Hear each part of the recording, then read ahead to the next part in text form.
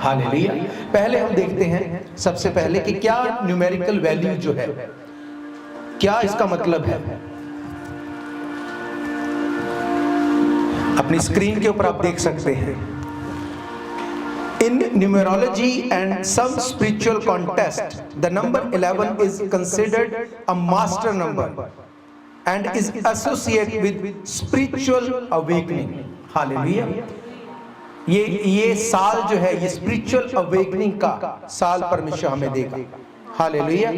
एक एनलाइटमेंट के लिए। इन often signifies a call align one's spiritual energy with their daily life and can be message from guardian angels or supernatural guides.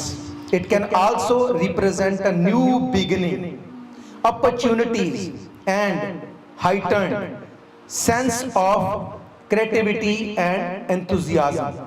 Hallelujah. तो जब इसका मतलब मैंने देखा तो उसमें क्या आया है, मैसेज फ्रॉम गार्डियन एंजल्स और स्पिरिचुअल गाइड्स। हालेलुया।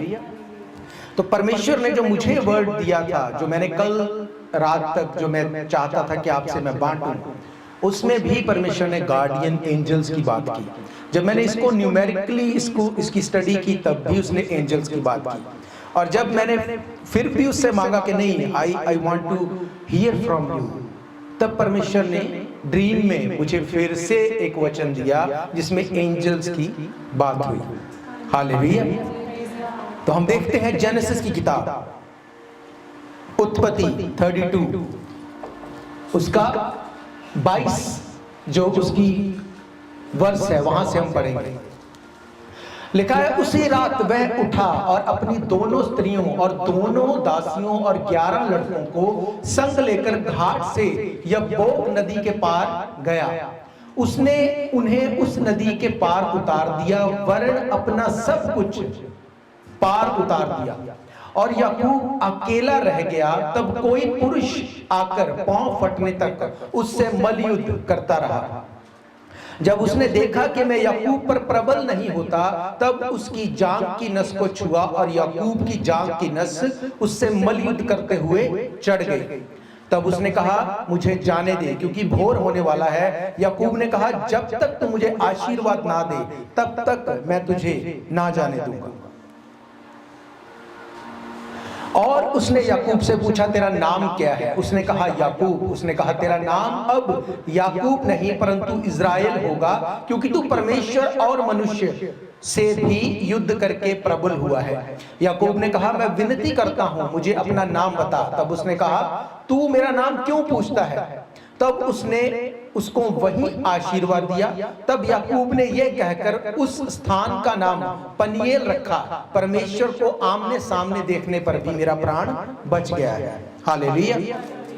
आप सब इस वाक्य को जानते हैं कि कैसे याकूब को मल्लयुद्ध के बाद परमेश्वर ने उसके नाम को चेंज किया। पर अगर इसकी अगर हिस्ट्री को आप देखते हैं तो याकूब के मल्लयुद्ध के बाद कुछ चीजें ऐसी हुई जो वो अनएक्सपेक्टेड उसकी लाइफ में थी और जिसने सब कुछ को चेंज कर दिया। हालेलुया। इसके बाद बाइबल बताती है कि उसका अपने भाई के साथ मेल मिलाप हुआ, उस भाई से जिसको शायद वो कभी लाइफ में अब एक्सपेक्ट नहीं करता था। हालेलुया। वो बड़ी बंधुआई से छूट गया। जिस मामा के पास वो एक तरह से फंस चुका था, वो उसकी मजदूरी को बदल देता था, वो उस बंधुआई से छूट गया। और सबसे बढ़कर याकूब, जिसका मतलब क्या होता है, ग्रैबर, उस याकूब को परमेश्वर ने इज़राइल बनाया। हालेलुया। इज़राइल का मतलब एक नेशन, इज़राइल का मतलब जीता हुआ। परमेश्वर ने उसके नाम का मतलब चेंज कर दिया।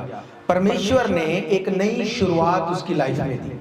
और मैं ये स्ट्रांगली बिलीव करता हूं कि परमेश्वर आज से इस भवन की, आपकी लाइफ की एक नई शुरुआत करेगा। हालेलुया। क्योंकि मैंने आपको बताया कि देखो, एक होता है कि गलती लग गई, एकदम से अचानक से शायद कुछ हो गया अपने आप से, पर ये एक नहीं, दो नहीं, तीन नहीं, कई बार परमेश्वर ने इस चीज को कंफर्म किया। हालेलुया। लास्ट वीक हम कैलगरी में थे, तो मैं जब प्रार्थना कर रहा था सुबह, तो परमेश्वर ने एकदम से मुझे याद दिलाया। मैंने पिछले महीने एक फास्टिंग शुरू की। काफ़ी टाइम से मैं सोच रहा था फास्टिंग करने के लिए। मैंने अपनी वाइफ से शेयर किया। जब मैं प्रार्थना कर रहा था, परमेश्वर ने मुझे एकदम से क्लिक कराया कि ये फास्टिंग को अगर तू 40 डेज के फास्टिंग में तो कैलकुलेट करेगा तो ये कब तक जाती है, ये चर्च की एनिवर्सरी तक लेके आती है। हालेलुया।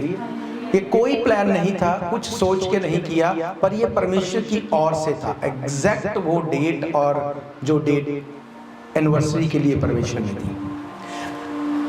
ये क्यों मैं आपको बता रहा हूं, ताकि आपको ये समझ आए कि सचमुच इजराइल का परमेश्वर वो आज भी बात करता है। हालेलुया। वो आज भी ना बदलने वाला परमेश्वर है, वो कभी नहीं बदलता। हालेलुया। परमेश्वर बड़े छुटकारे से पहले, बड़े काम से पहले, बाइबल क्या कहती है, वो अपने दूतों को भेज के तेरे निमित्त आज्ञा देगा। जहां कहीं तू जाए वो तुझे हाथों हाथ उठा ले, तेरे पैरों में पत्थर से ठेस ना लगे। परमेश्वर अपने दूत को भेज के रास्तों को सीधा करता है। हालेलुया। परमेश्वर जब जब आपकी लाइफ में छुटकारा देता है, वो आपको दूत के जरिए आपको छुटकारा देता है। बीते दिनों में अपने गवाही को सुना। सालों से डिप्रेस एक बहन, सालों से, जिसको लगता है कभी कुछ नहीं हो पाएगा, परमेश्वर ने सपने में उसको डिलीवर किया।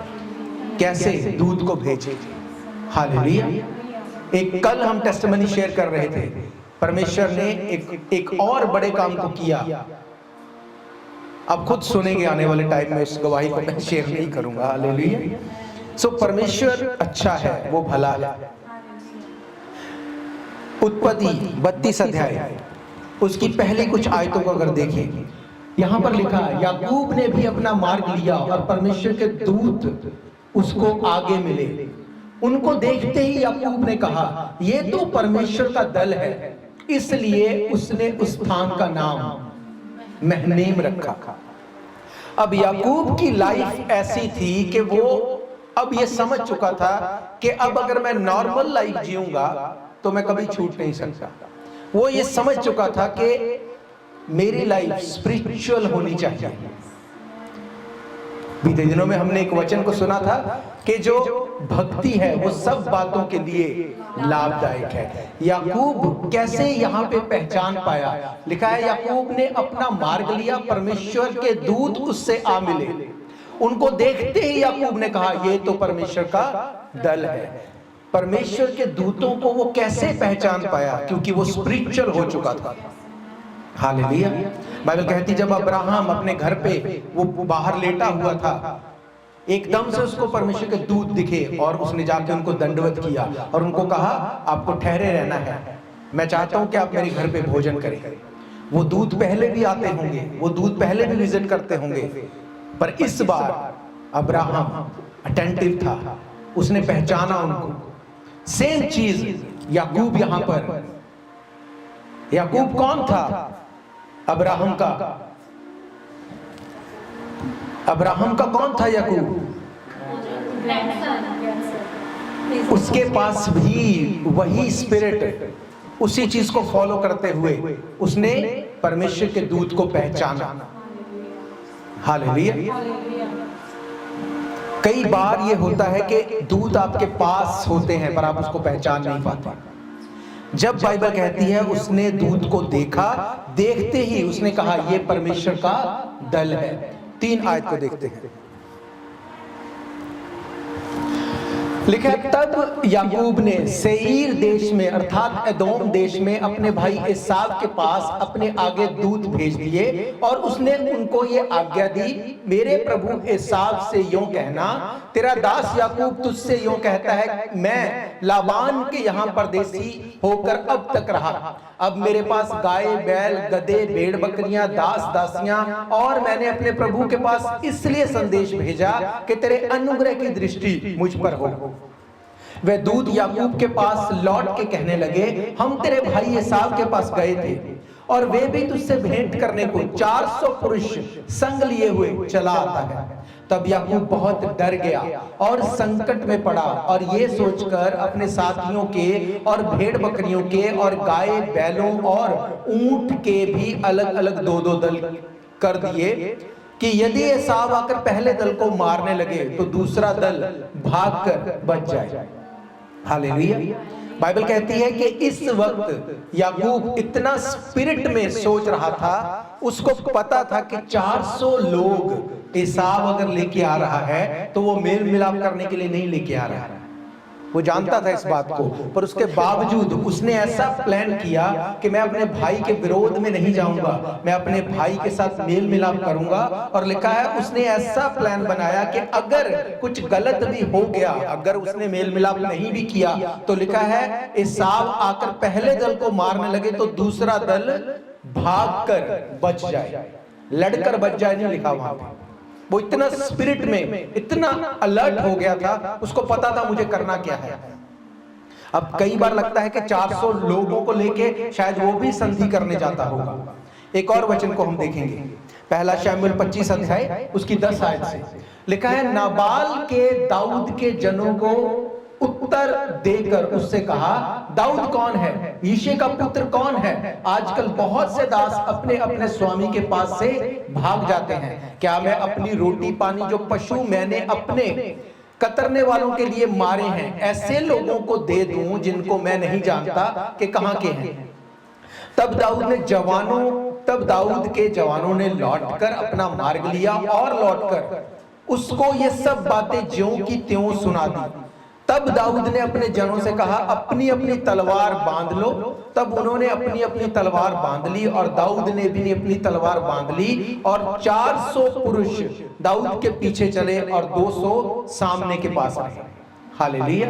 ये इस बात का सबूत है कि इतने ज्यादा लोग अगर कोई लेके जाता था उस टाइम पे, तो वो मेल मिलाप करने के लिए नहीं जाता था। दाऊद इतना गुस्से में था, वो जानता था कि अब मुझे करना क्या है। वो संधि करने के लिए नहीं जा रहा था। सेम चीज एसाव भी संधि करने के लिए नहीं आ रहा था। पर जब बाइबल कहती है याकूब इतना ज्यादा अलर्ट था स्पिरिट में, उसने परमेश्वर के सामने इस चीज को रखा। परमेश्वर ने अपने दूतों को भेजा और उन्होंने उस सारी सिचुएशन को बदल दिया। हालेलुया।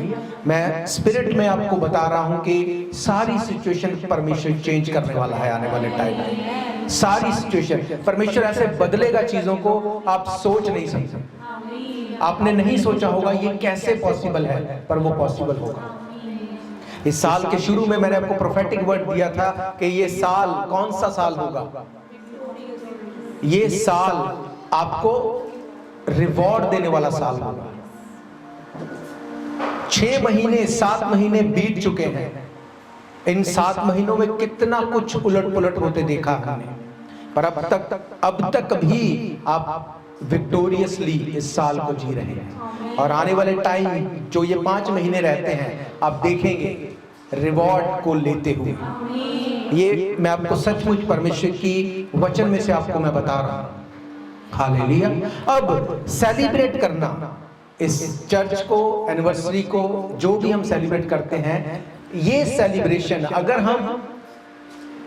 अगर हम शरीर में सेलिब्रेट करते हैं तो ये सेलिब्रेशन कैसी होगी? आज के दिन की सेलिब्रेशन, आज केक भी काटेंगे, पार्टी भी करेंगे, सब कुछ होगा, पर उसके बाद क्या?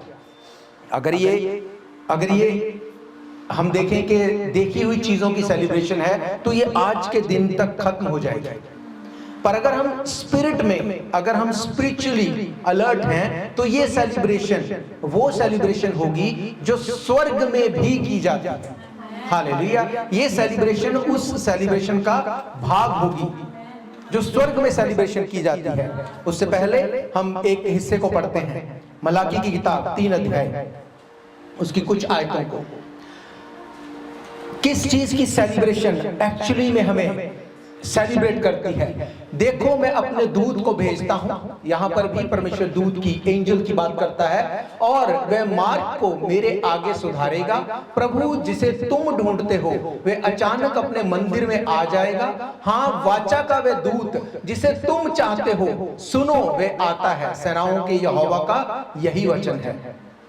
परंतु उसके आने के दिन को कौन सह सकेगा, और जब वे दिखाई दे तो कौन खड़ा रह सकेगा, क्योंकि वे सोनार की आग और धोबी के साबुन के समान है। वे रुपए का ताने वाला और शुद्ध करने वाला बनेगा, लेवियों को शुद्ध करेगा, उनको सोने रुपए के समान निर्मल करेगा। तब वे यहोवा की भेंट धर्म से चढ़ाएंगे। तब यहूदा और यरूशलेम की भेंट यहोवा को ऐसी भाएगी जैसी पहले के दिनों में और प्राचीन काल में भाती थी।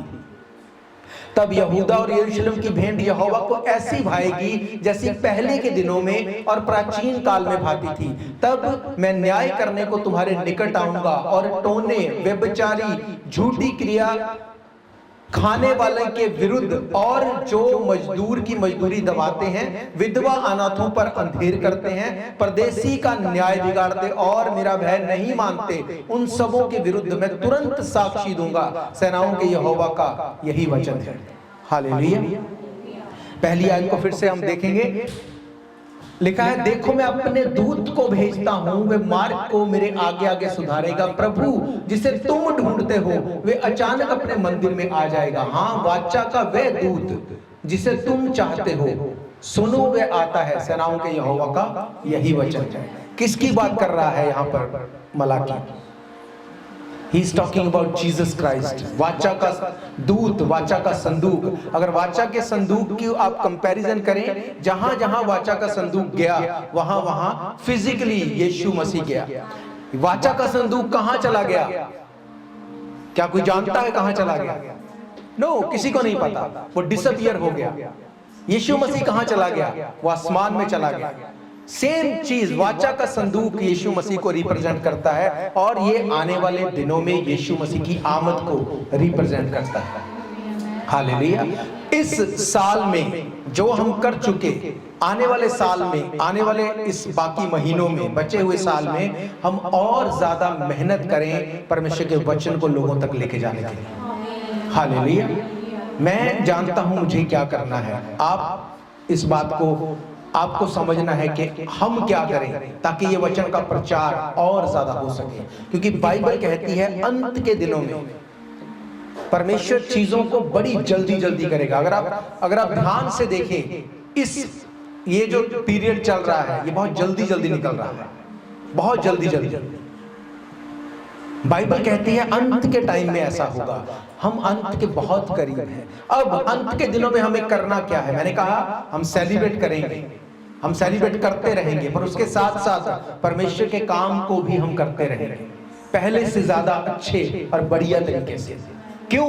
क्योंकि पौलुस कहता है, पहला कुरिन्थियन 14 अध्याय उसकी 15 आयत में, वहां पे लिखा, अतः क्या करना चाहिए? वो बोलता है मैं आत्मा से भी प्रार्थना करूंगा, बुद्धि से भी प्रार्थना करूंगा, आत्मा से भी गाऊंगा और बुद्धि से भी गाऊंगा।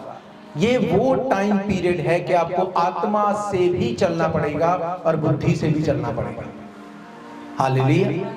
अगर आप आत्मा में नहीं सुधरेंगे, आप अपनी फिजिकल लाइफ में आप बदलाव को नहीं देख सकते।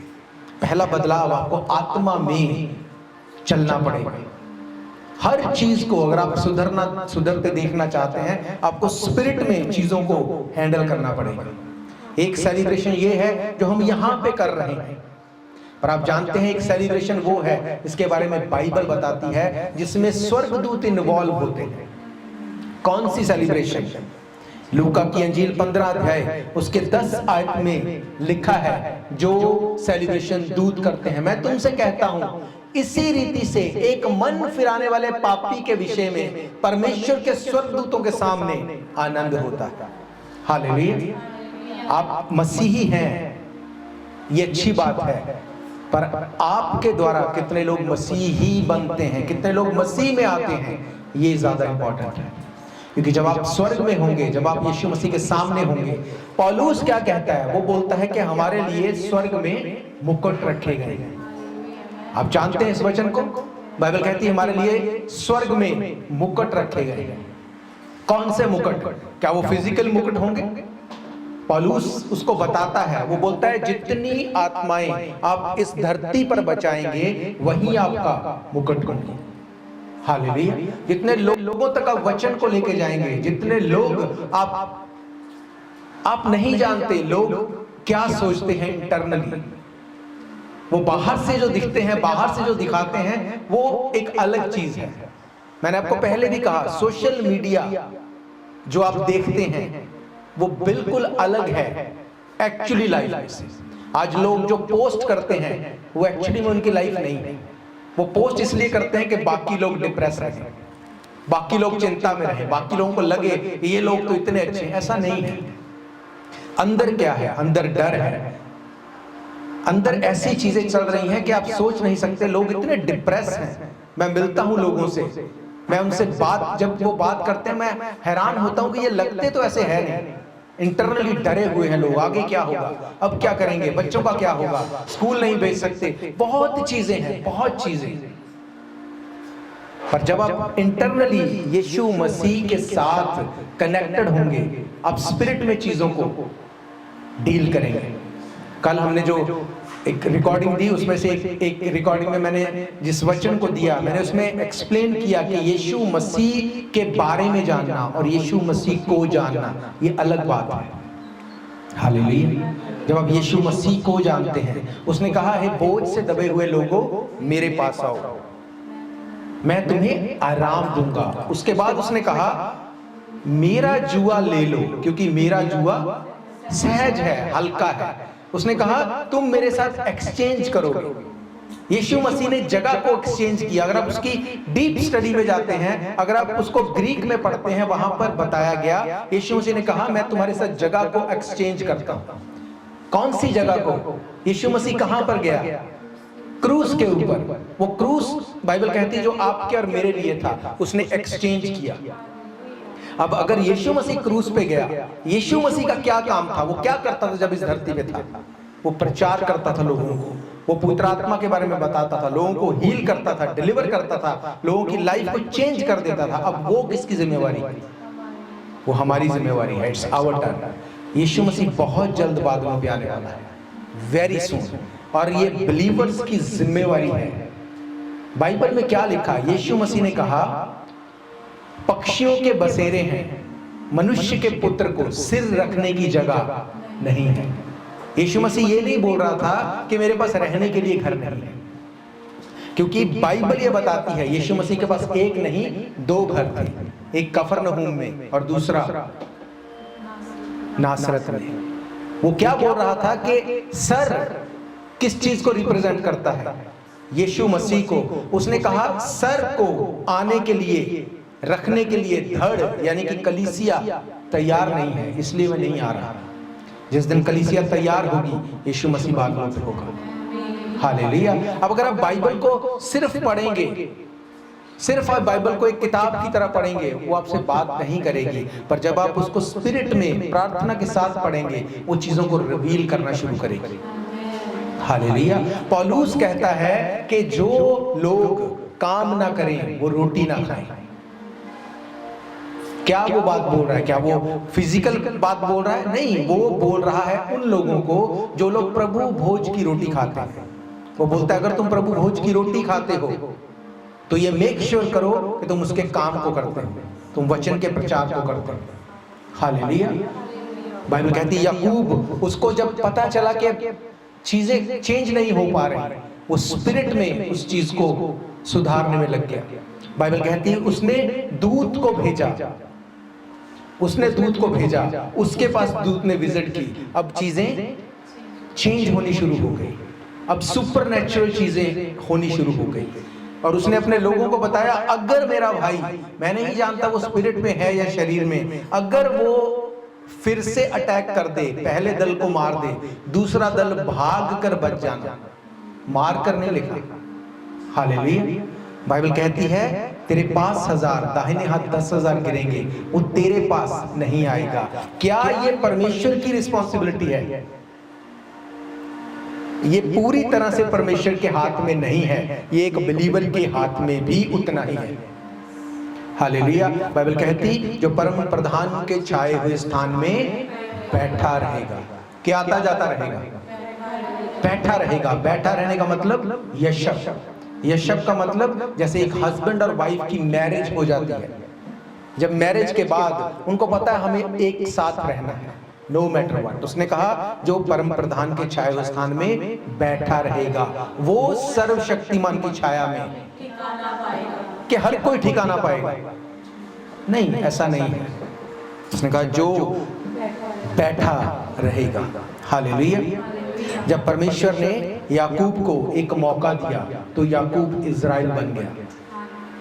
परमेश्वर ने आपको एक मौका दिया, आपकी लाइफ को चेंज करने का मौका। बाइबल कहती है अगर तू मेरा काम करेगा मेरा पिता तेरा आदर करेगा। अगर आप परमेश्वर का काम करेंगे ये हो नहीं सकता कि वो आपका आदर ना करे, ये पॉसिबल नहीं, क्योंकि उसने कहा मैं इंसान नहीं जो वायदा करके भूल जाऊं, मुकर जाऊं। उसने कहा मैं तुम्हारे साथ वाचा को बांधता हूं, ये मेरे लहू में एक नई वाचा का कटोरा है, जब कभी इसको पियो मेरी यादगारी के लिए ऐसा ही किया करो, जब तक ना आ जाऊं मेरी मृत्यु का प्रचार किया करो। क्या करते हैं हम कि उसकी मृत्यु का प्रचार। हालेलुया। मैं आपको एक बात बताता हूं, अगर आप मौके को अवेल नहीं करेंगे और कोई दूसरा उसको अवेल कर लेगा फिर जेलसी होगी। ये तो अभी इसको पता चला, ये कैसे पॉसिबल है। परमेश्वर बाइबल क्या कहती है, जब दाऊद को चुना गया, यीशे को पूछा क्या तेरा और भी कोई बेटा, उसको ये एक्सपेक्टेड था बड़ा नहीं तो उसके छोटा, उससे छोटा कोई ना कोई इनमें से ही होगा जिसको शमूएल अभिषेक करेगा। पर बाइबल क्या कहती है, परमेश्वर ने शमूएल से कहा परमेश्वर बाहर का रूप नहीं देखता, इंसान का देखना अलग है, परमेश्वर का देखना अलग है। जो मौका परमेश्वर ने आपको दिया अगर आप उसको अवेल कर लेंगे, आप बुढ़ापे में भी क्यों ना हो, अगर आप उसको अवेल कर देंगे वो आपको जवान कर देगा। बाइबल कहती है जितने यहोवा की बाट जो होते हैं वो नया बल प्राप्त करते जाएंगे, वो उछलेंगे, कूदेंगे, थकित ना होंगे, श्रमित ना होंगे। हालेलुया। अगर आप जवानी में उसको अपनी लाइफ दे देंगे आप मैचलेस होंगे। ये परमेश्वर का वायदा है, ये परमेश्वर का वायदा है। वो बाइबल कहती है वो तुम्हें मनुष्य और परमेश्वर दोनों का अनुग्रह देगा। जब परमेश्वर आपको अनुग्रह देगा तो इंसान का अनुग्रह अपने आप आने पाएगा। आप गवाहियों को सुनते हैं एवरी वीक कि कैसे इम्पॉसिबल था पर वो पॉसिबल हो गया। हालेलुया। ये कैसे होता है, जब परमेश्वर इन्वॉल्व होता है। पहला कुरिन्थियन 3:9 में लिखा कि हम परमेश्वर के सहकर्मी हैं। क्या करते हैं आप अगर उसके सहकर्मी हैं? आप अपने काम पे अपनी टीम के क्या है, सहकर्मी हैं। तो क्या आप काम नहीं करते? क्या आप घर पे बैठे रहते आपको सैलरी मिल जाती है? नहीं, आपको काम करना पड़ेगा अगर आप सहकर्मी हैं। अगर आप कोऑर्डिनेट नहीं करेंगे आप कोऑर्डिनेटर नहीं हैं। हालेलुया। बाइबल कहती है पहला कुरिन्थियन 3:7 में परमेश्वर है जो बढ़ाने वाला है। 3:8 में क्या लिखा, वहां पे लिखा हर व्यक्ति अपने परिश्रम के अकॉर्डिंग अपना प्रतिफल पाएगा। ये नहीं कि शायद पाएगा, पाएगा ही पाएगा। और यीशु मसीह ने क्या कहा, उसने कहा मैं ये चाहता हूं तुम फल लेके आओ, तुम्हारा फल बना रहे। पतरस आया यीशु मसीह के पास, उसने कहा सब कुछ छोड़ दिया तेरे पीछे आ गए, हमें क्या मिलेगा?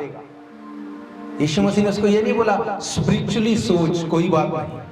उसने कहा इस धरती पे 100 गुना, आसमान में अनंत। ये यीशु मसीह का प्लान है एक बिलीवर के लिए।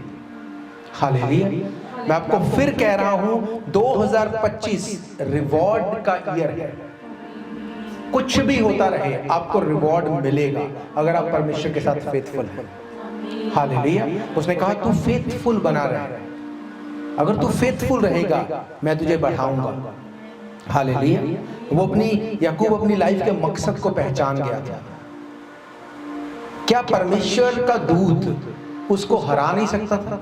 बाइबल कहती है उसने उसकी नस को छुआ और उसकी टांग जो है वो काम करना बंद कर दी। तो क्या परमेश्वर के लिए मुश्किल था?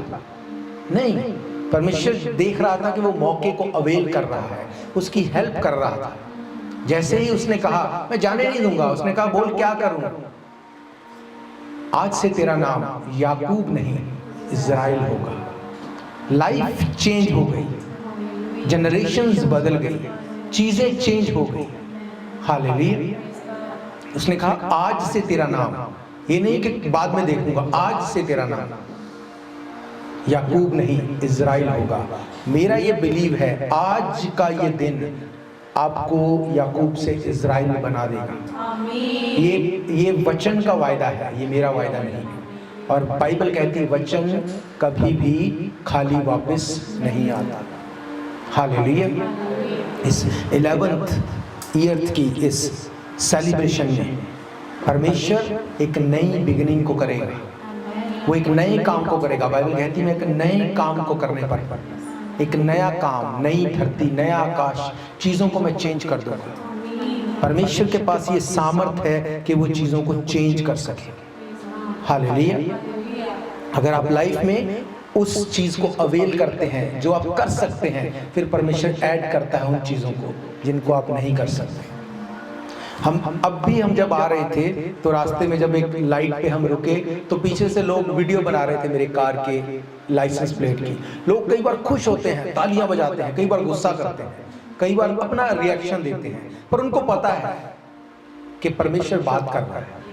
हालेलुया। आज से पहले कभी ऐसा नहीं हुआ। मैं कोई इंडिया से सोच के नहीं आया था कि ऐसा करूंगा।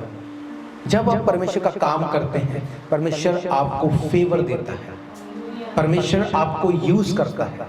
और जब मैंने इसको अप्लाई किया था, मुझे पहली बार बोला उस भाई ने, मेरा फ्रेंड, उसने बोला ये नहीं मिलेगा, ये पॉसिबल नहीं। अगर कोई भी चीज़ रिलीजियस मैटर से रिलेट करती है उसको कभी नहीं देते।